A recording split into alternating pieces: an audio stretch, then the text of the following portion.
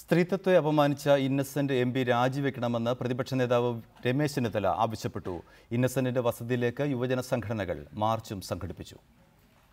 പുതുമുഖ നടികൾ നേരിടുന്ന ലൈംഗിക ചൂഷണത്തെക്കുറിച്ച് പരാമർശിക്കുമ്പോൾ സ്ത്രീവിരുദ്ധ പരാമർശം നടത്തിയ ഇന്നസെന്റ് എം പി സ്ഥാനം രാജിവെക്കണമെന്നാണ് പ്രതിപക്ഷത്തിന്റെ ആവശ്യം.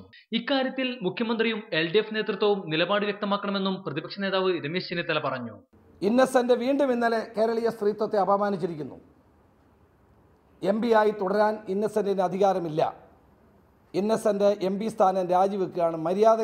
മര്യാദയുള്ള ഒരു വ്യക്തിയാണെങ്കിൽ അദ്ദേഹം MP സ്ഥാനം രാജിവെക്കുകയാണ് വേണ്ടത്.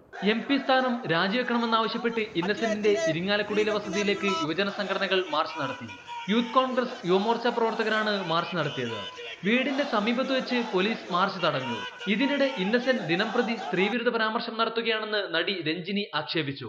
കളികൾക്കും തമാശകൾക്കുമുള്ള അസോസിയേഷൻ അല്ല അമ്മയെന്നും രഞ്ജിനി ചൂണ്ടിക്കാട്ടി. ഇന്നസെന്റിനെ വിമർശിച്ച് ഗീവർഗീസ് മാർ കുർലോസ് രംഗത്തെത്തി. ഇന്നസെന്റിനെ കുറിച്ച് ഇടതുപക്ഷത്തിന് ലജ്ജ തോന്നിയില്ല എങ്കിൽ ഇടതുപക്ഷത്തെക്കുറിച്ച് ജനത്തിന് ലജ്ജ തോന്നുമെന്ന് ബിഷപ്പ് പ്രതികരിച്ചു. വിവിധ ബ്യൂറോകൾക്കൊപ്പം ന്യൂസ് ഡെസ്ക് റിപ്പോർട്ടർ.